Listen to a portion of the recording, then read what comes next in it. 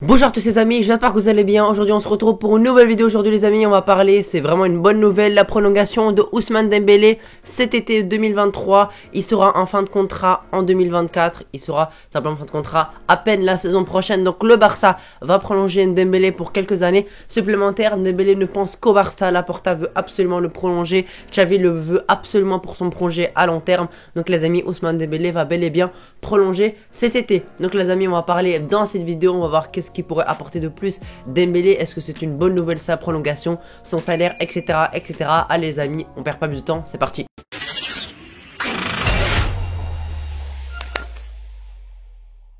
Les amis, avant de commencer la vidéo, j'aimerais vous présenter un maillot que j'ai reçu. Franchement, le site est vraiment pas mal. Il y a tous les clubs, toutes les sélections, vraiment pour pas cher. Donc les amis, n'hésitez pas, c'est en description, allez vous faire plaisir, c'est vraiment de la qualité. Alors les amis, Ousmane Dembélé, on sait que cette saison, il a vraiment été excellent. Malheureusement, il a eu une blessure de franchement 3 mois qui nous a vraiment fait beaucoup de mal.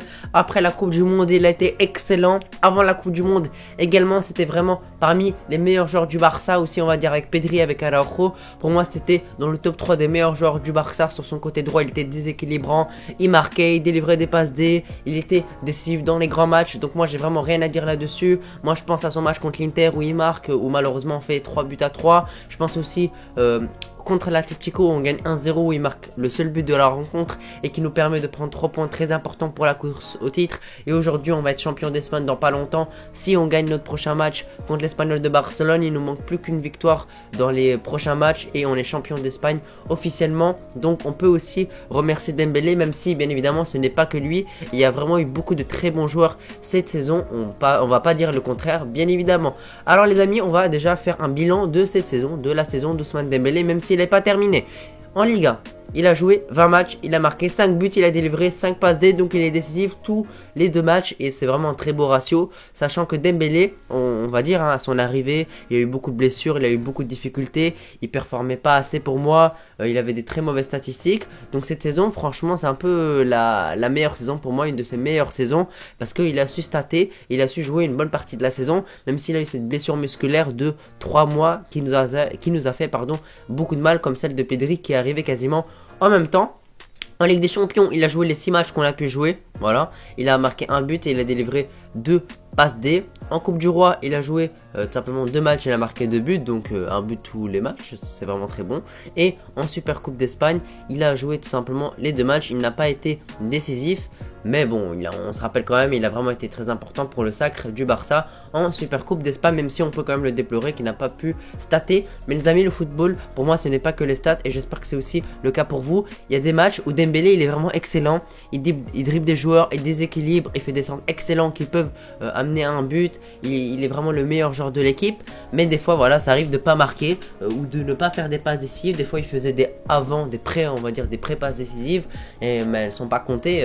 Les amis, il y a des très belles actions qui ne sont pas comptées dans les stats parce qu'il n'y a que les buts et que les passes qui sont comptés malheureusement. Donc faut pas parler que des stats parce que Dembélé c'est vraiment pas un joueur de stats, c'est un joueur qui peut marquer. On l'a vu cette saison en Liga, 5 buts, 5 passes en 20 matchs, mais aussi voilà, par ses dribbles, par son art du dribble, par ses accélérations, etc. C'est vraiment bien plus que des stats. Assez parlé de son cas, maintenant on va parler simplement de la rénovation du Barça et de sa prolongation. Donc on sait déjà que l'été dernier il devait partir gratuitement, il était libre de tout contrat, c'est-à-dire que si vous voulez totalement partir, il pouvait partir au PSG, etc. Surtout le PSG où il avait beaucoup de contacts et je sentais vraiment que ça pouvait se faire.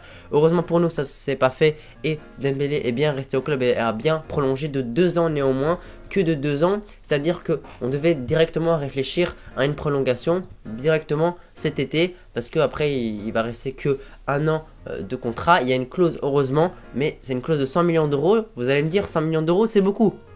Mais le souci c'est que on prend que ces 50 millions d'euros, on prend que 50 millions d'euros et les 50 millions d'euros d'autres vont à Dembélé. Il y a une clause, je vous ai dit, de 100 millions, mais le Barça récupère 50 millions et Dembélé récupère 50 millions si cette clause est levée par un club et s'il lui veut partir.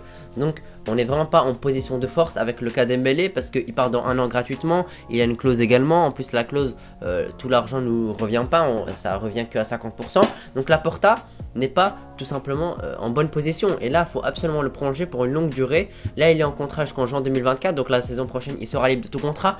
Donc bien évidemment, Dembélé est enthousiaste au cas simplement de prolonger. Laporta veut le prolonger. Xavi le veut absolument. On voit, Xavi lui fait souvent des compliments. Il dit que c'est le meilleur ailier droit, l'ailier droit qui fait les meilleures différences, etc. Blablabla, blablabla. On a très bien compris que Xavi aime énormément le joueur et bien évidemment, faut écouter Xavi parce qu'on sait que c'est vraiment la pièce maîtresse de notre projet. Et Xavi a dit qu'il veut de Dembélé, donc pour moi, il faut prolonger Dembélé, ça va être le cas. Heureusement, le plus important à savoir, c'est qu'on va pas forcer pour la prolongation de Dembélé.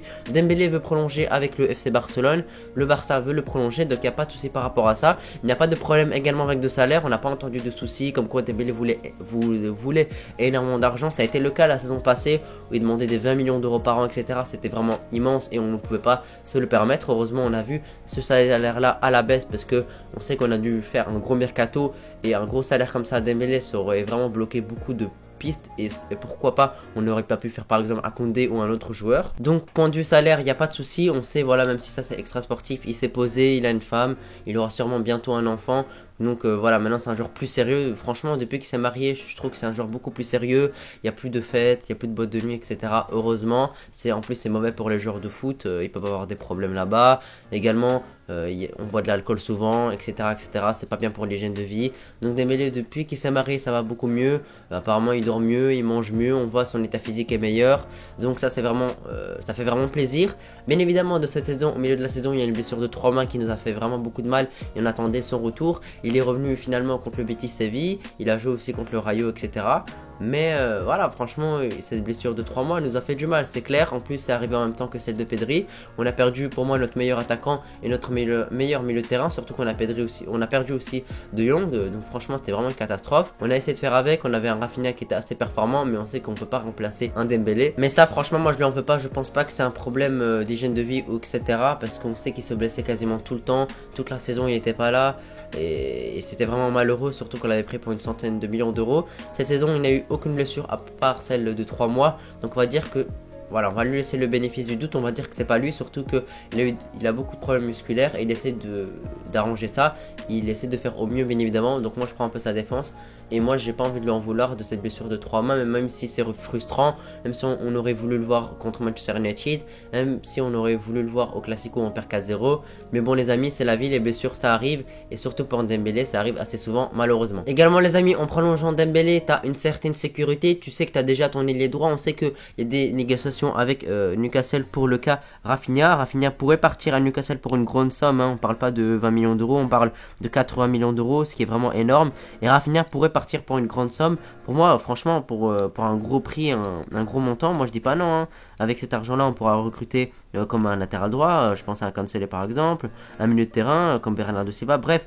On n'a pas besoin de beaucoup d'ailier droit. On a Dembélé, pour moi ça fait l'affaire. Mais si une grosse offre se présente pour le cas Rafinha, pour moi je le laisse partir et je le remplace par un jeune. Ou bien tu recrutes, hein, franchement tu recrutes pour moins cher et tu recrutes également d'autre côté. Surtout que le travail de Laporta également, c'est d'essayer de refaire revenir Messi. On sait que on attend vraiment leur retour et surtout moi, franchement moi j'attends vraiment son retour et j'en rêve tout le temps.